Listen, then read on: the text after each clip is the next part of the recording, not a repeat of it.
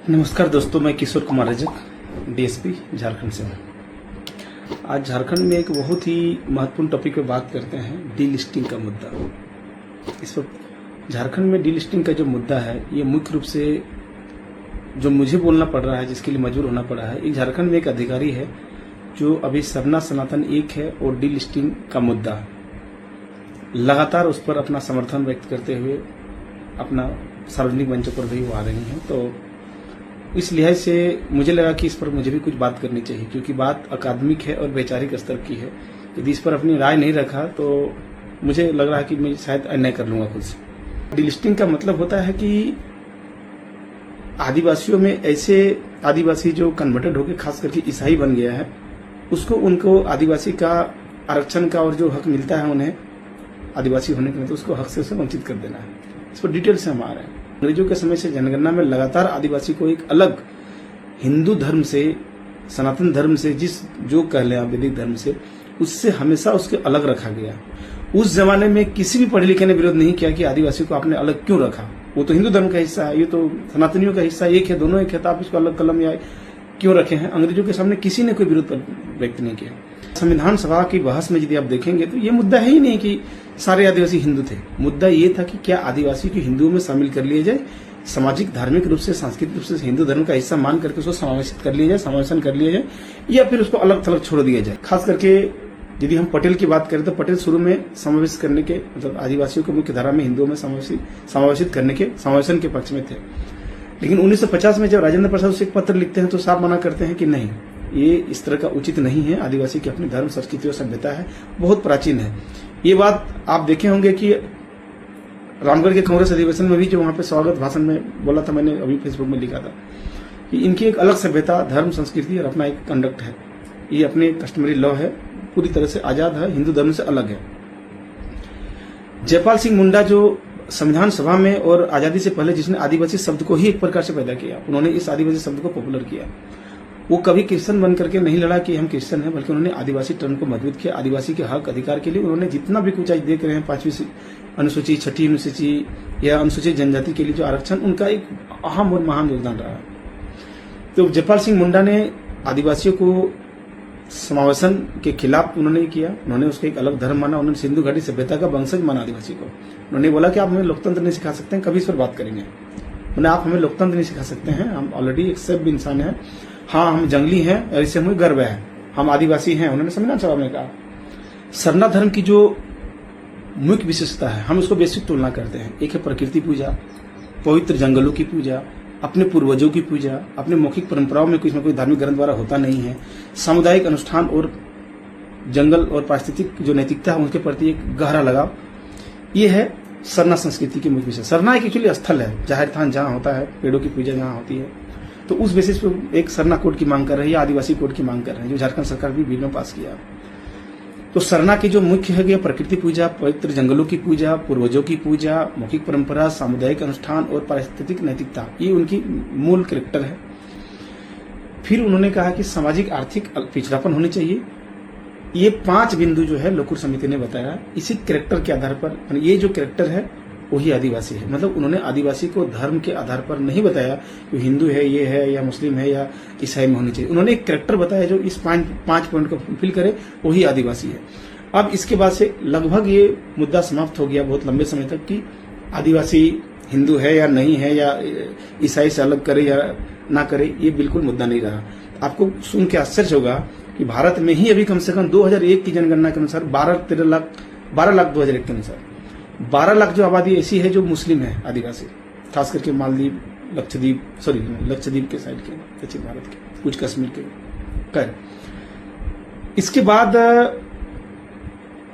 बाबा कार्तिक उरांव ने, हमको लगता हाँ 1967 में उन्होंने पहली बार, इस मुद्दा लगभग ठंडा पड़ गया था, लेकिन बाबा कार्तिक उरांव ने 1967 में पहली बार संसद में एक मामला उठाया कि आदिवासी को, एक क्रिश्चियन आदिवासी को एसटी सूची से अलग कर दिया जाए। उन्होंने एक ज्वाइंट पार्लियामेंट्री कमेटी भी बनवाई, संयुक्त संसदीय समिति।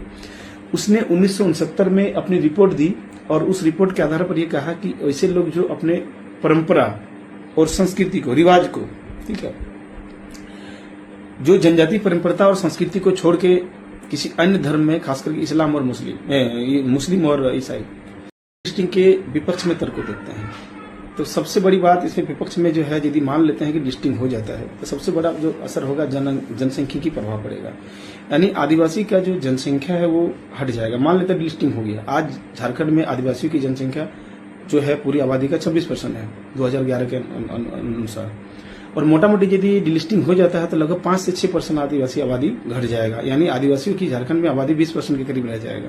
तो अब मोटा मोटी मान लेते हैं कि यदि 20% आदिवासी रहेगा और उसके आधार पर जब डिलिमिटेशन होगा झारखंड में, तो जो आज 28 सीटें जो रिजर्व सीटें हैं झारखंड विधानसभा में, सीधे आके 20 पे आ जाएगी, यानी 20 आदिवासी से रिजर्व सीट होंगे।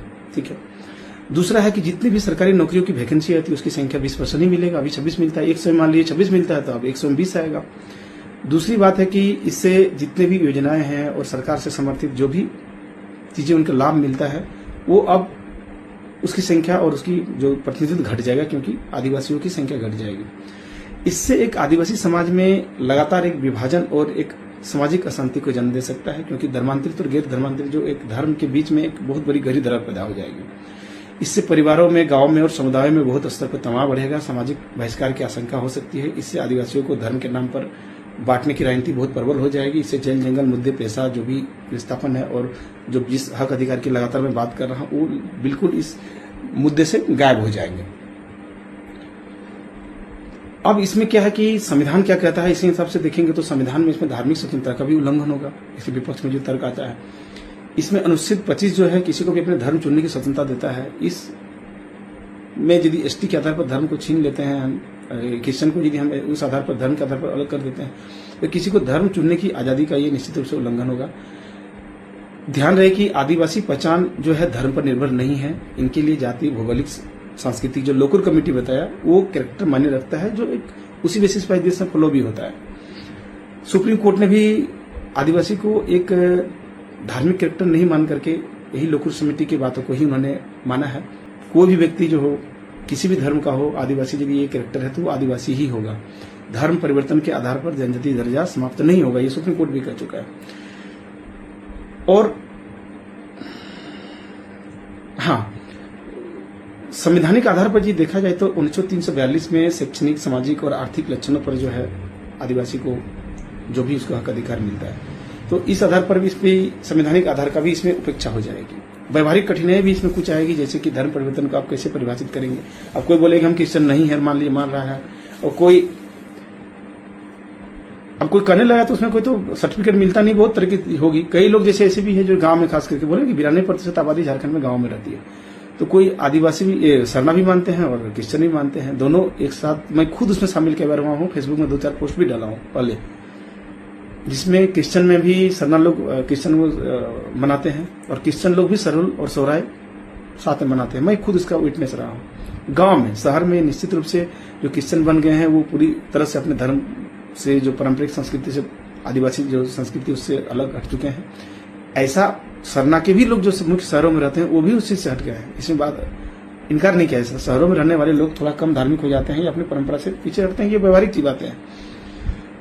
ठीक है, तो कहने का मतलब ये डिस्टिंग हो जाता है इसके बावजूद भी, तो इसमें निश्चित रूप से अभी लोग कोर्ट, सुप्रीम कोर्ट पहुंचेगा। इन जो सारी बातों पर डिस्कस किया उसके आधार पर बहुत सारे विवाद और मुकदमे होगी, फिर से स्टे लगा देगा और इसमें ये चीज सक्सेस नहीं होगा, क्योंकि इसके लिए एक मेजर संविधान संशोधन करना पड़ेगा।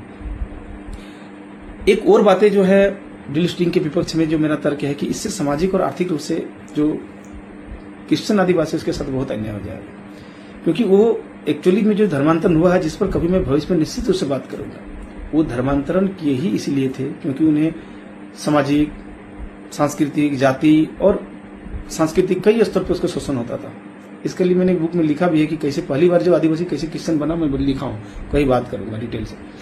तो वो उस वंचना से, भेदभाव और शिक्षा, स्वास्थ्य जितने भी उसकी तरह से टॉर्चर होता था, आज भी होता है, तो उससे बचने के लिए उन्होंने क्रिश्चियन धर्म को अपनाया था। इसमें कोई शक नहीं कि उसमें उसको शिक्षा, स्वास्थ्य, एजुकेशन, जॉब, इस मामले में उसे बहुत लाभ हुआ क्रिश्चियन धर्म अपनाने से। ये सबके साथ अपने आंखों के सामने है। तो यदि उसको एक किसी वंचना से वो यदि फिर वही भेदभाव और सारा वो टॉर्चर, वही जमीन लूट होती रहेगी, जो कि आज भी होती है, क्रिश्चियन होने के बावजूद भी आज भी होती है। बहुत क्रिश्चियन नौकरियों में कुछ आने के अलावा उनका और कोई विशेष कोई तरक्की नहीं है कि बहुत बड़ा बिल्डर, बहुत बड़ा मॉल का मालिक है, बहुत बड़ा दुकान का मालिक है, पूरे झारखंड में या पूरा देश में छाया हुआ है, बहुत बड़ा जैसे बाकी समाज के लोग हैं। ऐसा भी नहीं है, वो सिर्फ नौकरी में आए हैं, तरक्की कर रहे हैं, समाज में राजनीति में बोलते हैं, आदिवासियों के एक प्रकार से कहीं तो नेतृत्व भी करते हैं। इस चीज को हो सकता है बहुत लोगों को खटक रहा है। उस बौद्धिक भाग को हटा देने की भी एक हमको एक साजिश लगता है। बाकी ये आप लोग तय करना है।